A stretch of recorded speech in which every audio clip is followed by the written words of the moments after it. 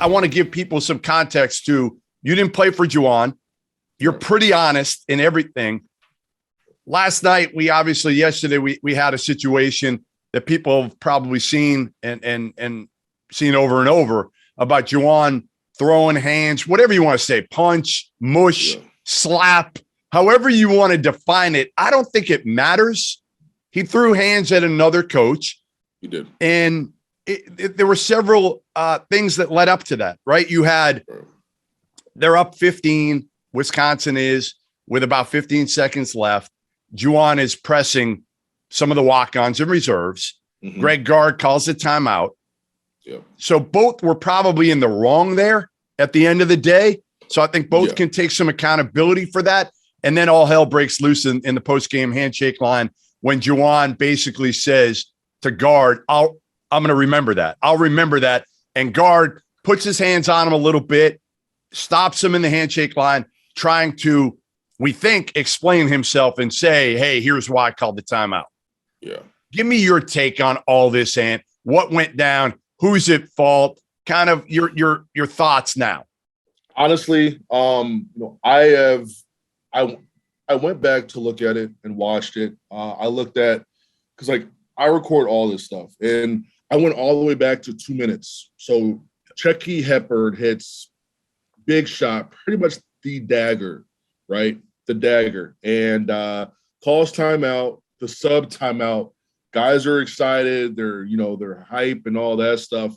I'm sure, because watching pretty much every Michigan game, even though Juwan's a coach, Juwan really, he feels he's still a player at the end of the day. Sure. Right. So he sees that parading. He's in his mind, he's like, yo, let's roll the ball out. Let's end this next minute and a half strong. Don't let them do that to you, type of deal, right? So he comes out pressing, okay? If you are pressing, you are still playing and trying to win the game. 100%. Point blank, period. So that's why when teams are pressing and they're down by 8 or 9 and the other team scores, they want to get upset. I'm like, no. That's not how it works. If you want to play, you're going to play. Yeah. So at that point, with 15 seconds left, they're pressing walk-ons with Devontae Jones, who was third in the country in steals last year, right? So they're pressing with these high-energy players. Greg Gard has guys out there who don't deal with that situation. They shouldn't be in the game. Right. Robbie knows, those are the guys who are pressing the rotational players in practice with 5 beeline through 7 or 8 guys once in a prep against freaking Clemson. It's like those guys, all they're doing is out there to go hard, do the right thing, and be rewarded for that in games like this. Yes. So if Juwan wants to play the rest of the game like a game, Greg Gard has to coach the rest of that game like a game, because we've seen wild things happen in college basketball. Wild things. If they get 2 or 3 steals and hit you at 9 straight, 5-point game with 4 seconds, crazy things can happen. So calling a timeout there, he's still coaching his kids.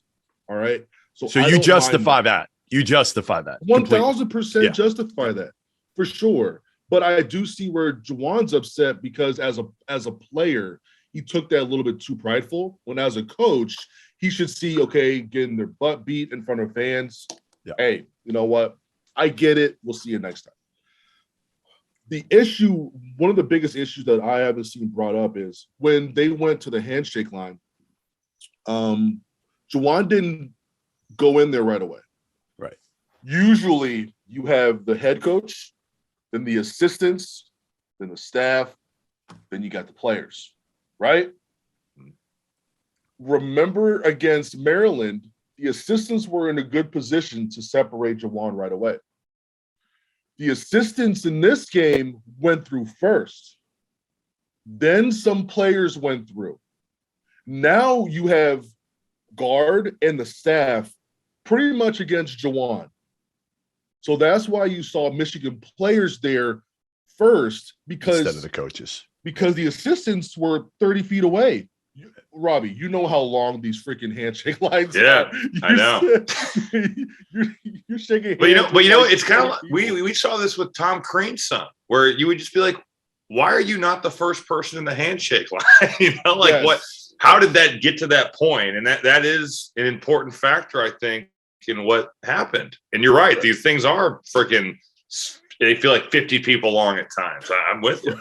It's nuts. And then so because of that, you had a situation where you just saw Juwan, a couple Michigan players, and you saw security there who did a piss poor job of separating things. And you saw a bunch of Wisconsin staff members as well there too, right? You didn't really see this. They probably don't even know what's going on because I didn't see Martelli or I didn't see Sadi Washington or Martelli in the shot. Like, I don't even remember seeing them. Exactly. Yeah. So if you go back and watch, like, they're not even there to like, hey, be like an equal barrier, right? Because if there's an equal barrier, they're not together and they're gone, right? Yeah. But by the time they got separated, right? I know the whole guard thing happened. Juwan wants to walk by. He goes, I remember that. He just wants to walk by. As a grown man, guard just got to say, hey, you know what? I'll call him in 24 to 48 hours. It's all good, right? Because some dudes, they just don't want to talk right then and there. That's what should have happened. Yeah. Right, should have. But, then as soon as he grabs him, he wants to talk to him. Now you're talking to a grown man who is pissed off of something that just happened 2 minutes earlier. Yeah. Now they're getting into it, and now they're talking about it. But it's still, it's you've seen coaches getting arguments like that through something that happened and all that stuff. But then they actually separate about 15 feet. They separate about 15 feet. And Joe Krabenhoff, I played against him. Robbie played against him. About 6'7", he's probably about 225, 230 now. Big boy. Yeah. He's a big boy. Yeah. He's So solidly he built. steps in. He probably remembers the Mark Turgeon thing. He sees guard. He's like, these little baby coaches, you want to step up against a grown man. Da, da, da. So he walks up. And He's protecting his coach, right? He's protecting his coach. But his coach was already 12 to 15 feet away. Right. There were already players in between him or people in between him. Once he steps up, now it kind of reignites some things, and then he pushes Jaron Falls from Michigan, pushes Terrence Williams from Michigan. If you look at the replay and like slow it down, Juwan is like in the back, like seeing all of this go down. And I don't even think Joe said anything. Based off of his mouth, and I didn't see him say much, if anything. People are saying he said something, he said this, he was racist. We don't know. No. Anyways, no. So that's when Juwan, right away, like within a second, that's when he reaches over and strikes him. It was a strike, right? We can all agree that it was a strike, right? Cross his face, whatever. Yes. And that's when all hell breaks loose. And then that's when you see guys really start going. You see Sharif Chambliss. He kind of got like launched into Terrence Williams, and then not sure if Terrence tried to like put him down or he got attacked. I'm not sure, but that lit things up. And then as soon as Jacoby Neath laid a sucker punch on Terrence Williams, that's what started a melee. That's what started Musa getting into it. That's what started Terrence getting into it. That's what started, guys just started throwing blows, and that's what came up to. Well, what started it, really, Ant, what started it is Juwan Howard, right? I mean, he started without that strike, as you called it correctly. None of this other stuff happens.